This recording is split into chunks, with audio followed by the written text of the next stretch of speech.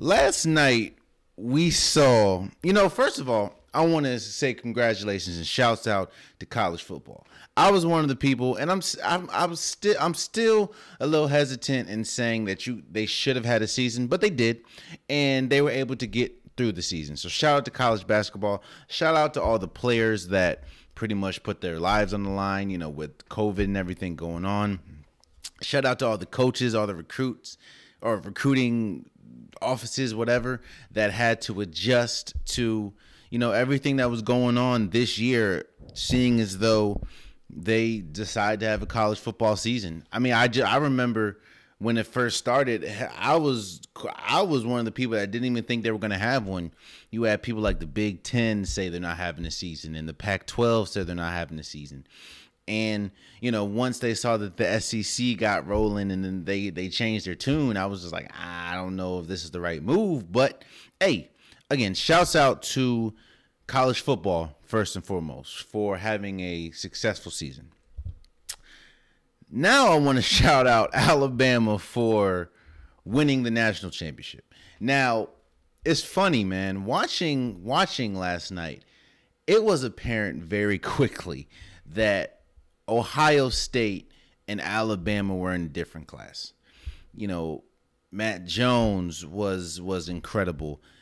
Devontae Smith, before he went out with a hand injury, he had 12 receptions for like 100 or 230 yards, and that was before halftime.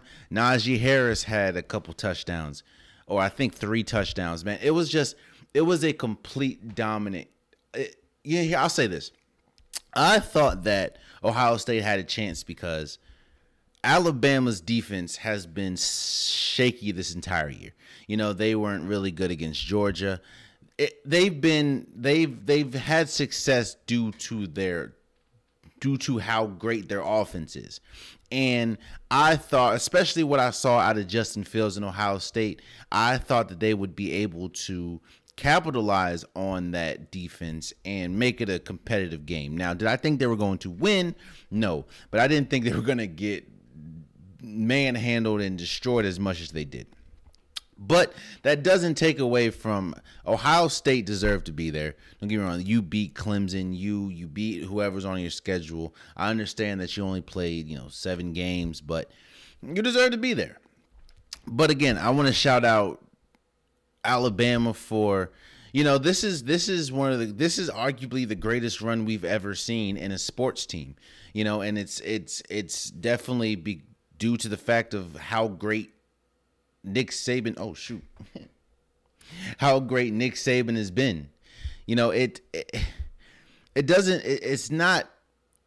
We look at the dynasty that is what. The Spurs dynasty with Pop, Tim Duncan, you have Manu Ginobili. We think about that. That's a great dynasty. We think about the dynasty that is the old Yankees, the dynasty that is the Celtics back in the day. I would say that this dynasty that Alabama has built is definitely up there when we talk about how great dynasties are, due to the fact that players are it's so tough for a program to remain dominant, seeing as though there's a lot of factors that go into how a program is run, how a program succeeds, and the future of a program. You have scouting, you have recruiting, you have the head coach, you have the equipment managers, you have the strength and conditioning coaches. There's so much the ADs. There's so much that goes into a college football program success that it's hard to see a dynasty. Hell, and I understand that, they haven't won. They don't win every time they make it to the national championship. But the fact that Nick Saban has won 7 national championships, it's unfathomable, seeing as how much college football and college sports in general changes year after year. So, even though a lot of people don't like dynasties and a lot of people don't like when one team has success a lot, it's hard to, you can't deny the greatness that is Alabama. You know, like I know a lot of people were upset with how great and dominant North Carolina. I mean, not North Carolina. Golden State was with Curry and Durant.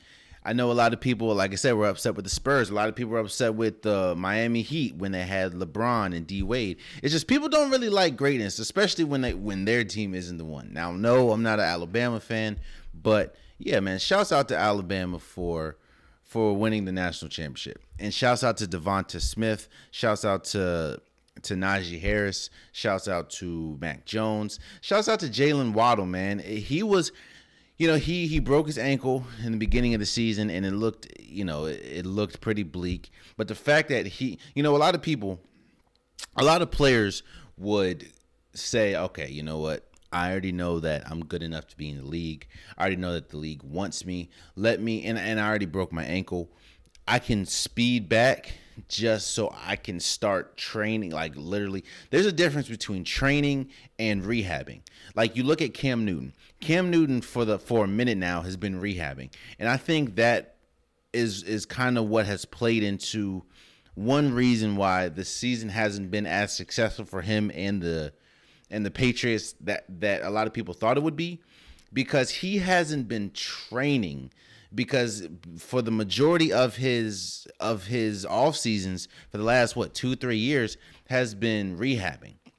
So I say that to say Jalen Waddle has been rehabbing, and the fact that he rushed his rehab to come back to a national championship, especially when he has aspirations and he's talented enough to be a first-round pick in this year's draft, it speaks volumes to him. A lot of people wouldn't do that. I don't know if I do that, especially if, you saw a lot of stars, you saw A.J. Brown, you saw Patrick Mahomes, like, yo, and he was limping all over the field. You know what I mean? Like you can tell he was hurt. You can tell he was injured and he was playing through pain.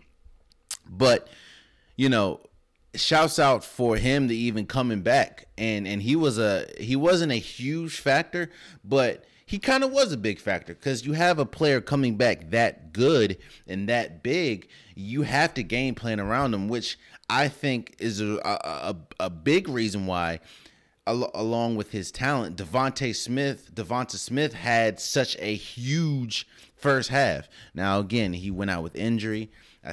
I know it was his hand. I hope that, he's able to come back better than ever, especially in the NFL. But shouts out to Alabama for winning the national championship. It was well deserved. I heard a lot of people talk about, is this Alabama team good as last year's LSU team? All I'll say about that is, let's not be a prisoner of the moment.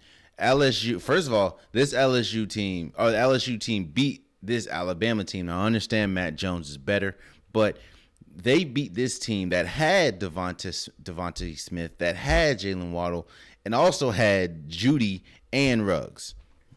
That's all I'm going to say about that. And last year's Alabama's defense was better than this year's. So let's not be a prisoner of the moment. LSU is one of the greatest football teams, or at least statistically, we have ever seen in college football. But again, it doesn't take away from anything that Alabama's done. Shouts out to Alabama for winning the national championship. It was most definitely well deserved. And actually, shouts out for Ohio State, man. I don't think that this loss hurt Justin Fields' draft prospect at all. Like, I don't think it hurt where I don't think he's going to drop in the draft because of this. I think what he did against Clemson was a lot more defining than what he did last night. I understand, like I said, that's a tough game that, you're going against the great Alabama. Not to mention, they said a hip pointer, but again, you have an injury that you can tell was kind of affecting his movement and his range of motion. So, again, shouts out to both teams, but, congratulations to Alabama for winning the national championship. It was a dominant team, or at least dominant offensively, and hey, man, they were exactly who we thought they were. So, shouts out to Alabama.